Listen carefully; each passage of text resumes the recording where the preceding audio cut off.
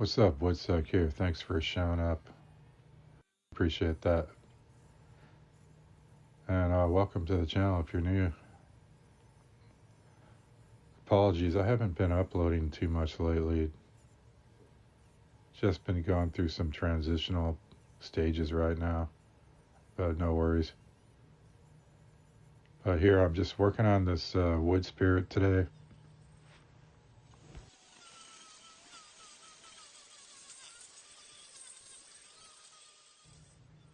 First I'm using this micro circular saw blade to trace out the features on the face. Just so I'm marking the eyes out and the nose. And it's from Harbor Freight. It's pretty cheap, but it's not the sharpest saw blade I've used. The main focus of this video is to try different tools to carve with instead of your normal style burrs.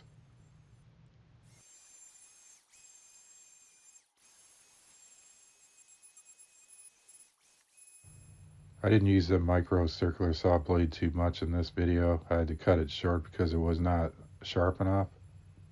So I switched over to these burrs.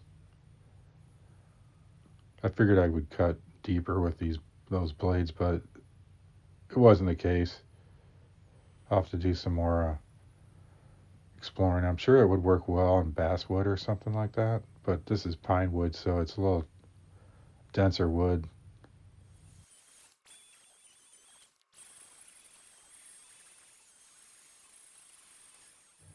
You also wear some eye protection with these tools. You never know. You don't want to pay the price with a eye injury or anything like that. So I can't stress that out enough.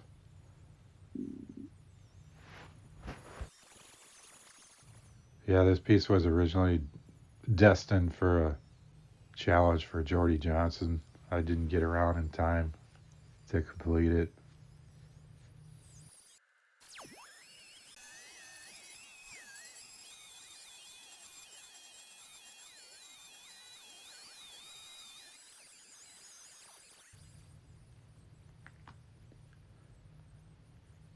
But later on, I'm going to throw some paint on this, like some oil paints that I've never tried before. But the only downside with the oil paints is that it takes a longer time to cure. This piece is about 18 inches long.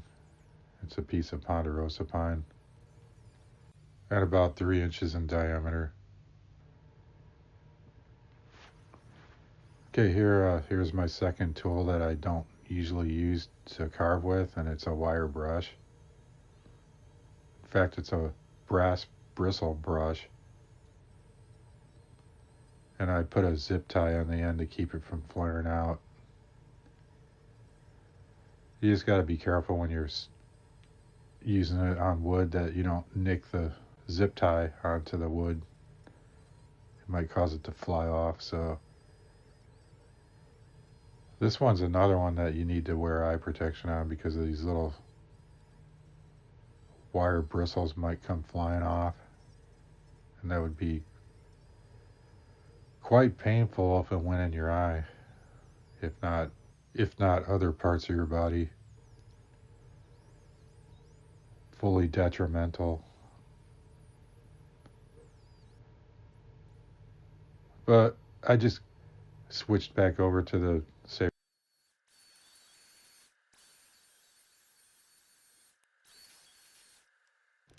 I also wanted to use a brush tool to simulate strands of hair, which I thought would be kind of cool. It seems to work pretty well, as you'll see later on, shortly.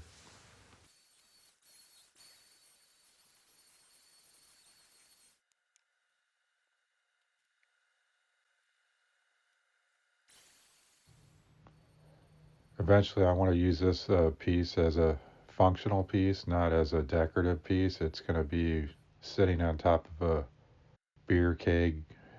It's like a tapper handle that you find in a pub or a bar. I'm not sure what the correct name for this would be. There you go, you get a wider shot. But I don't see many cracks in this wood. It looks pretty good. But I'm using this saber-tooth flame burr to work in some details here on the face. Using the edge of the burr. Not so much the tip of the burr. I switch off with quite a bit of tools throughout this video. You can see the riffler file here.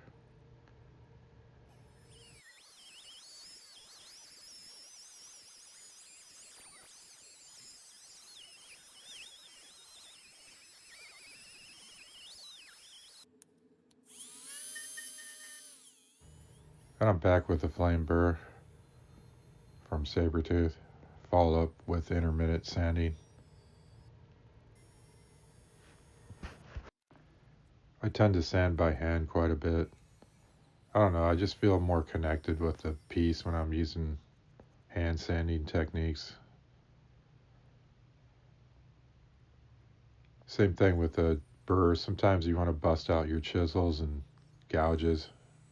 You get more of a different kind of feel for it. The burrs take a lot of control though. You gotta be not too aggressive or you're gonna remove too much with a burr, but with a chisel or gouge, yeah, usually it's more subtle. It's not as great. So you get a better control, I would say.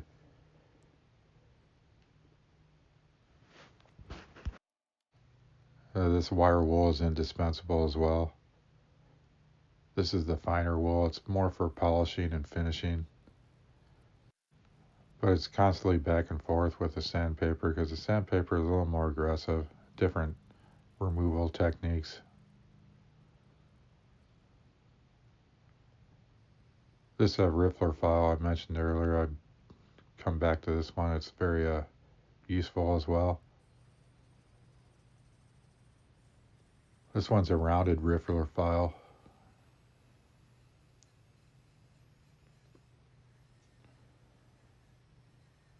Finally, I'm back with this brass brush. Very nice tool. And it's El Cheapo. Harbor Freight special again, under $10 with a kit. Comes with multiple size brushes. I wish this tool had a reverse direction on it, but it's only one direction. It's clockwise, I think. I had some kind of a reverse function on this. I think Fordham's have those. Yeah, I'm trying a little more aggressive stance on this area of the face, mostly on the backside. Yeah, you can see the texture. I zoomed in here, you can see a little bit better how the brushes create some little strands of hair. Just got to work with this. It involves a technique. Yeah, here I found some oil paints that I'm using to color the face. I normally don't use coloring on my face, but this is an exception since I figured it's going to be in a bar scene. It might need to be colorized, maybe attract the attention of customers. Just my thoughts. I don't know. It looks good natural too, but I just tried to something different. The beard area was originally supposed to be roots of the tree, but it didn't turn out too well like that. I didn't have time to twist every little beard hair into a root. Pretty labor intensive, but the top of the face is going to be the top of the tree, actually, with some green there. Like an evergreen tree. And the face, of course, is the trunk of the tree. It's not that obvious, but it's a subtle interpretation, I would say. but it gives me ideas for future projects.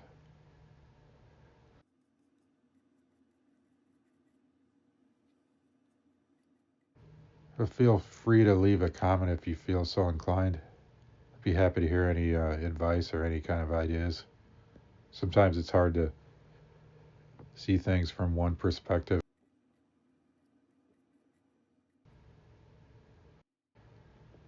Yeah, I have some multiple projects going on at the same time. Some restoration work where I'm restoring some old pieces that need some work. I'll be showing some of those in the future here soon. Basically, some existing pieces that I felt needed more attending to.